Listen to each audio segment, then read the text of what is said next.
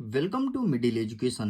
लीजिए अब आपके सामने कक्षा 10वीं विज्ञान विषय का सेट नंबर 2 लेकर के आ चुका हूँ। देखिए ऑलरेडी सेट नंबर 1 अपलोड है। अगर आपने अभी तक नहीं देखा है तो प्लीज जाइए जाकर के देखिए। अगर आप दोनों सेटों को बहुत अच्छे से देख के जाते हैं तब जाकर के कहीं 75 में से आपका 60 नंबर तक आ पाएगा। इस वीडियो में सेट नंबर 2 का संपूर्ण उत्तर बताने वाला हूं, 1 से लेकर के और आपके 23 प्रश्न तक। एक एक चीज को डिस्कस करूंगा, कुछ भी चीज नहीं छोड़ूंगा, इसलिए बिना वीडियो को स्किप किए एंड तक देखिएगा। लेकिन वीडियो में आगे बढ़ूं उसके पहले मैं एक चीज बताना चाहता हूं। अगर आप इस प्रश्न पत्र के पीडीएफ को डाउनलोड करना चाहते हो, लिंक डिस्क्रिप्शन बॉक्स में दिया गया है, चेक आउट कीजिए और अपने पीडीएफ को सिंगल क्लिक में डाउनलोड कीजिए। अभी तक सारे पीडीएफ बच्चे डाउनलोड कर पा रहे हैं। अगर आपको डाउनलोड करने में दिक्कत है तो मिडिल एजुकेशन के चैनल के शॉर्ट सेक्शन में जाना और शॉर्ट सेक्शन में पहला वीडियो अपलोड है कि पीडीएफ को डाउनलोड कैसे करें। ज्यादा नहीं, 30 सेकंड का वीडियो है, उसको देख लीजिए और वहां से आप आसानी से डाउनलोड कर सकते हैं। देखो हमारा प्रश्न क्रमांक 1 कह रहा है कि सही विकल्प चुन करके लिखो। इसमें पहला नंबर कहता है निम्नलिखित में से कौन सा भौतिक परिवर्तन नहीं है। हमारे ऑप्शन कहता है कि खौलता पानी से जलवाष्प बनना, बर्फ का पिघलना, नमक का घुलना, एलपीजी का दहन। तो इसका सही आंसर हो जाएगा ऑप्शन नंबर 4, एलपीजी का दहन। यह एक रासायनिक परिवर्तन है। आगे बढ़ते हैं, दूसरा नंबर, लौह चूर्ण पर तनु हाइड्रोक्लोरिक अम्ल डालने पर क्या होता है।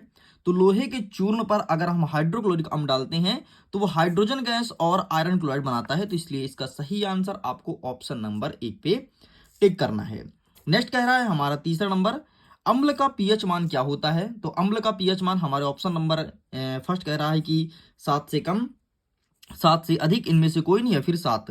तो अम्ल का पीएच मान होता है 7 से कम। 7 से कम जिसका जिसका पीएच मान होगा वो सारी चीज अम्ल है। अगर 7 से अधिक उसका पीएच मान है तो वो क्षार है, और अगर 7 है तो वह उदासीन है।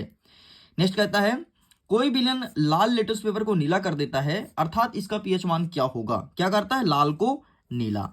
तो अम्ल जो होता है, अम्ल जो होता है वो नीला को लाल करता है, ये करता है लाल को नीला, मतलब क्षार है। तो इसका पीएच मान 7 से अधिक होगा। तो 7 से अधिक क्या इसमें है, हाँ ये है 10।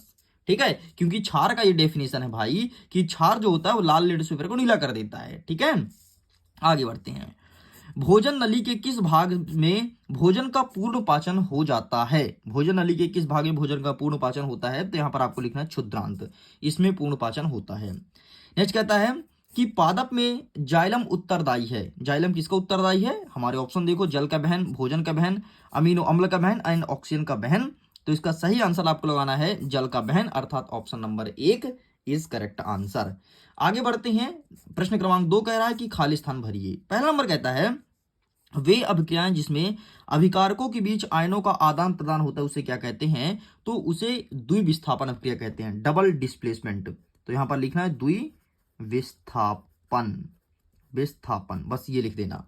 नेक्स्ट कहता है धात्विक ऑक्साइड प्रायः क्या होते हैं। तो क्षारीय होते हैं, क्षारकीय, क्षारीय बस लिख दो, ठीक है, क्षारीय लिख के काम चलाया जा सकता है। नेक्स्ट, जल एक कैसा ऑक्साइड है। तो जल एक उदासीन ऑक्साइड है, न्यूट्रल होता है पानी। ठीक, नेक्स्ट कहता है क्षार लाल लिटमस पेपर को क्या करता है। तो क्षार जो होता है लाल को नीला कर देता है, यहां पर नीला लिखना है। नेक्स्ट कहता है कि मछली का हृदय केवल कितने कोष्ठीय होता है। तो मछली का हृदय 2 कोष्ठीय होता है और मनुष्य का हृदय 4 कोष्ठीय होता है, इस चीज को ध्यान रखना। छठवां नंबर कहता है कि हरे पौधे अपना डैश डैश स्वयं बनाते हैं क्या। तो अपना भोजन, हरे पेड़ पौधे अपना भोजन स्वयं बनाते हैं, यहां पर भोजन लिखना है। चलिए साइड करते हैं, नेक्स्ट क्वेश्चन देखते हैं। सही जोड़ी मिलाइए।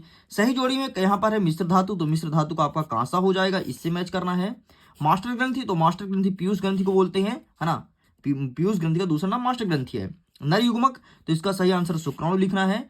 और लिंग गुणसूत्र, तो इसका सही आंसर लिखना है लिंग का निर्धारण। अभिसारी लेंस, तो इसका सही आंसर लिखना है आपको उत्तल लेंस। और विद्युत धारा का मान, तो इसका सही लिखना है अमापी। इस प्रकार से आपका ये होता है कंप्लीट।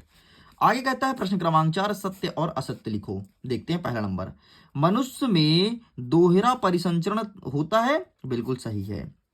नेक्स्ट, अवतल दर्पण में बनी प्रतिबिंब सदैव वास्तविक होती है, नहीं, गलत है। नेक्स्ट, लेंस की क्षमता का मात्रक डायप्टर होता है, हाँ बिल्कुल सही है। नेक्स्ट, कांच का अपवर्तनांक 1 से कम होता है, गलत है। नेक्स्ट, निकट की वस्तु को ठीक से नहीं देख पाना क्या निकट दृष्टि दोष कहलाता है। नहीं, गलत है। निकट की वस्तु को ठीक से नहीं देख पाना, ये आपका एक सेकंड, निकट की वस्तु को ठीक से नहीं देख पाना, गलत। अगर ये नहीं होता ना, देख पाना होता, तो फिर ये उत्तर सही हो जाता, लेकिन अब ये गलत हो गया क्योंकि यहाँ पर नहीं जुड़ गया। निकट, सॉरी यार, सॉरी, और कैमरा से हट गया था ये पेपर। देखो, निकट की वस्तु को ठीक से नहीं देख पाना निकट दृष्टि दोष कहलाता है, तो बिल्कुल गलत है। यहां पर नहीं ना होता, बिल्कुल यहां पर नहीं अगर शब्द नहीं होता और हाँ होता तो ये आपका सत्य हो जाता। मनुष्य अपना भोजन स्वयं पकाता है इसलिए उत्पादक है, नहीं। उत्पादक का मतलब होता है उत्पादन करने वाला, मनुष्य उत्पादन नहीं करता है। उत्पादन करने वाला पेड़ पौधा है, मनुष्य तो उसको पका के खाता है, ठीक है। ये देखते हैं प्रश्न 5वां कह रहा है एक वाक्य में उत्तर दीजिए। पहला नंबर कहता है कि फ्रिज तथा अग्निशमन में उपयोग कार्बन का नाम बताओ। तो फ्रिज में और अग्निशमन में मतलब फायर ब्रिगेड में CFC अर्थात क्लोरोफ्लोरोकार्बन का उपयोग होता है। नेक्स्ट, पौधे अपना भोजन किस प्रक्रिया द्वारा बनाते हैं? तो ये बनाते हैं प्रकाश संश्लेषण द्वारा, ठीक है। यहां पर लिख लेना संश्लेषण, प्रकाश संश्लेषण, ठीक। नेक्स्ट कहता है नेत्र के किस भाग पर वस्तुओं का प्रतिबिंब बनते हैं? मतलब नेत्र में कहां चित्र बनते हैं जिसे तुम देख पाते हो? तो रेटिना पर बनते हैं, ठीक है। नेक्स्ट कहता है कि दर्पण का सूत्र क्या होगा? तो 1/f बराबर 1/u प्लस v। नेक्स्ट कहता है कि हरे पौधे की पत्तियों में पाए जाने वाले वर्णक का नाम बताओ। तो यहां पर पाया जाता है क्लोरोफिल, इसीलिए पत्ती का रंग हरा होता है। अगर कोई पत्ती में क्लोरोफिल नहीं है तो पत्ती का रंग पीला देखने को मिलेगा और कई प्रकार के कलर देखने को मिलेंगे, और अगर क्लोरोफिल है तो हमेशा पत्ती का रंग तुमको हरा दिखाई देगा। हमारा प्रश्न नंबर 6 कह रहा है कि निकट दृष्टि दोष किसे कहते हैं, इसके उत्पन्न होने का कारण तथा निवारण को लिखिए। और अथवा कहता है कि दूर दृष्टि दोष किसे कहते हैं। तो आओ देखते हैं सबसे पहले निकट दृष्टि दोष। ये रहा निकट दृष्टि दोष। जब निकट की वस्तु स्पष्ट दिखाई देती है किंतु दूर की वस्तु नहीं, वहां पर होता है निकट दृष्टि दोष, और इस प्रकार से चित्र आपको बनाना है। इसके अथवा क्या कहता है? दूर दृष्टि दोष। तो ये रहा आपके सामने दूर दृष्टि दोष। जब दूर की वस्तु स्पष्ट दिखाई दे परंतु पास की नहीं, वहां होता है दूर दृष्टि दोष। खत्म। प्रकाश का प्रकीर्णन किसे कहते हैं? तो आइए ये भी देख लेते हैं कि प्रकाश का प्रकीर्णन क्या होता है, ठीक। तो ये रहा, वायु की उपस्थिति धूल एवं धुआं एवं धूल के कणों के कारण प्रकाश में विभिन्न रंग वायुमंडल में बिखर या छिटक जाते हैं, इस घटना को ही प्रकाश का प्रकीर्णन कहते हैं। अथवा हम देखते हैं, अथवा हम कहता है कि वर्ण विक्षेपण किसे कहते हैं? तो ये रहा आपके सामने वर्ण विक्षेपण। वह प्रकाशीय घटना जिसके फलस्वरूप प्रकाश के विभिन्न अवयवी रंगों के विभिन्न विचलन के कोण होने के कारण श्वेत प्रकाश विभिन्न अवयवी रंगों में विभक्त हो जाता है, इसे कहते हैं वर्ण विक्षेपण। आगे बढ़ते हैं नेक्स्ट, 8वां नंबर कहता है कि स्वच्छ आकाश नीला क्यों दिखाई देता है? ऐसा क्या कारण है कि स्वच्छ आकाश का रंग नीला दिखाई देता है? तो ये रहा इसका उत्तर, आप इसका भी स्क्रीनशॉट ले लो। साइड करते हैं, नेक्स्ट देखते हैं। नेक्स्ट कहता है कि सूर्योदय और सूर्यास्त के समय सूर्य रक्तभ क्यों प्रतीत होता है? मतलब सूर्य आपको लाल कलर का एकदम क्यों दिखता है जब सूर्योदय और सूर्य अस्त होता है? तो है ना, ये प्रश्न पूछा गया है। तो भैया ये भी होता है आपके प्रकाश के किस कारण होता है? इसका आंसर चलो आप बताओगे, ठीक है। इसको मैं छोड़ता हूं, एक तो कम से कम करो क्वेश्चन अटेंड। नेक्स्ट देखते हैं 9वां नंबर, मानव नेत्र का नामांकित चित्र बनाओ। तो आओ देखते हैं मनुष्य के आंख का चित्र कि मनुष्य का आंख कैसे दिखता है। तो ये रहा भैया मानव नेत्र, इसका फोटो क्लिक कर लो। चलिए आगे बढ़ते हैं। नेक्स्ट क्या कह रहा है हमारा क्वेश्चन? नेक्स्ट कह रहा है अथवा कि तारे क्यों टिमटिमाते हैं, सचित्र वर्णन करो, ठीक है। सचित्र वर्णन करो, तारे क्यों टिमटिमाते हैं। कौन सा प्रश्न है? प्रश्न क्रमांक 9 का अथवा ना। तो ये दिखा देता हूं, ये रहा तारे क्यों टिमटिमाते हैं, ठीक है। ये पूरा लिखा गया है एंड ये है थोड़ा सा, यहां तक पूरा लिखना है, ठीक है। और चित्र यहां पर मैं बना दिया हूं, इस प्रकार से चित्र आपको बनाना है। यहां पर नीचे मनुष्य का आंख बना देना, ठीक है। मनुष्य आंख से देख रहा है। नेक्स्ट कहता है कि कांच की प्रिज्म द्वारा श्वेत प्रकाश के विक्षेपण का चित्र बनाओ। कांच की प्रिज्म द्वारा, ठीक है, श्वेत प्रकाश का विक्षेपण। तो कांच की प्रिज्म द्वारा ये भी दिखा देता हूं, ये रहा आपके सामने, ठीक है। ये बस इसका फोटो क्लिक कर लो। साइड करते हैं। नेक्स्ट कहता है कि पर्यावरण क्या है? तो सिंपल सा, हमारे चारों तरफ फैले हुए आवरण को पर्यावरण कहते हैं। मैं तो समझता हूं ये तो सबसे सरल है, तो सबसे बन जाएगा, लेकिन बोलोगे नहीं फिर भी दिखा दो, नहीं तो हम कैसे मानेंगे कि हमसे बन जाएगा। अरे गधे बच्चे, ये है पर्यावरण, ठीक है। फोटो क्लिक कर लो। चलिए आगे बढ़ते हैं। 11 नंबर, जैव निम्नीकरण पदार्थ क्या होता है, उदाहरण लिखना है। और अथवा कहता है कि अजैव निम्नीकरण क्या होता है, उदाहरण लिखिए। तो आइए इसको भी दिखा देते हैं, जैव और अजैव निम्नीकरण, ठीक है। ये लिखा है भाई साहब, जरा देखो। वे पदार्थ जिन पर सूक्ष्म जीव अपना प्रभाव डालते हैं उसे कहते हैं जैव निम्नीकरण, और जिन पर सूक्ष्म प्रभाव नहीं डाल सकते वो कहलाता है अजैव निम्नीकरण। यहां तक लिखना है। ठीक, ये रहा डेफिनेशन, खत्म। नेक्स्ट कहता है कि पारिस्थितिकी क्या है, पारिस्थितिक तंत्र के प्रमुख घटक कौन कौन से हैं, ये चीज पूछा गया है। तो आइए देखते हैं पारिस्थितिकी क्या है। ये रहा आपके सामने। ठीक है, विज्ञान की वह शाखा जिसमें पारिस्थितिक तंत्र का अध्ययन किया जाता है उसे कहते हैं पारिस्थितिकी। ठीक है, इसके घटक तो जैविक और अजैविक। साइड करते हैं। नेक्स्ट कहता है कि उत्पादन किसे कहते हैं, उदाहरण दीजिए। सॉरी, उत्पादक किसे कहते हैं, उदाहरण दीजिए।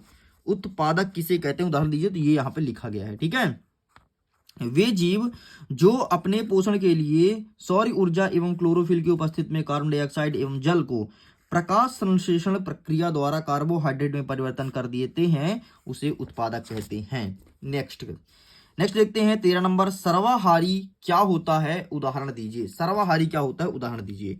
ठीक है, तो ये रहा आपके सामने सर्वाहारी क्या होता है। ठीक है, ये आपको लिखना है। साइड करते हैं। नेक्स्ट कहता है अथवा में कि खाद्य श्रृंखला व खाद्य जाल किसे कहते हैं, खाद्य श्रृंखला व खाद्य जाल किसे कहते हैं। तो ये रहा आपके सामने, ये चीज आपको लिखना है। साइड करते हैं। नेक्स्ट कहता है 14 नंबर, ग्रीन हाउस गैस किसे कहते हैं, उनका नाम लिखिए। तो आओ देखते हैं कुछ ग्रीन हाउस गैसेस के नाम। तो ये रहा कौन कौन सा, CO3, CH4, CFC और N2O आदि गैस ग्रीन हाउस गैस कहलाती है। नेक्स्ट क्या कहता है कि ग्लोबल वार्मिंग से आप क्या समझते हैं। तो ग्लोबल वार्मिंग, ये यहां पर क्या लिखा, कारण सुन लो। ग्लोबल वार्मिंग क्या होता है, पृथ्वी का गर्म होना, इसे ही कहते हैं ग्लोबल वार्मिंग। नेक्स्ट कहता है कि ओजोन क्या है और यह किसी परितंत्र को किस प्रकार प्रभावित करता है। तो आइए ओजोन का भी उत्तर देख लेते हैं कि ओजोन क्या होता है। ये रहा ओजोन। ठीक, ओजोन परत क्या है और छिड़ क्यों हो रहा है, बस यही आपको लिखना था। आगे बढ़ते हैं। नेक्स्ट कहता है कि अम्ल वर्षा किसे कहते हैं। ठीक है, तो इसके नीचे भी अम्ल वर्षा दिया गया है, तो बस यही आपको लिखना था। चलिए साइड करते हैं। नेक्स्ट, ग्लोबल वार्मिंग के मुख्य कारण बताओ। तो कारण हमने आपको दिखा दिया था, ये है कारण आपके पास ग्लोबल वार्मिंग का। ठीक है, चलिए पेज पलटते हैं, आगे बढ़ते हैं। अपघटक क्या होते हैं, उनकी अनुपस्थित परितंत्र पर क्या कुप्रभाव डालेगी। देखो यार, अपघटक सबसे ज्यादा महत्वपूर्ण होते हैं। अगर अपघटक नहीं है ना, तो आपका जो पारिस्थितिक तंत्र है, जो परितंत्र है, उसमें कोई मरेगा ही नहीं।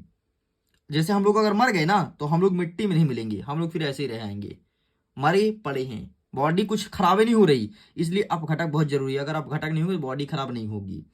नेक्स्ट 17 नंबर, उपभोक्ता किसे कहते हैं, उदाहरण दीजिए। उपभोक्ता किसे कहते हैं, उदाहरण दीजिए। तो इसका भी आंसर देख लो, क्या होता है उपभोक्ता। उपभोक्ता, उपभोक्ता, ये रहा आपका उपभोक्ता, 9वां नंबर। ठीक है, तो आप इसका फोटो क्लिक कर लो। चलिए साइड करते हैं। नेक्स्ट, स्पष्ट दृष्टि की न्यूनतम दूरी कितनी चाहिए, तो 25 सेंटीमीटर होनी चाहिए।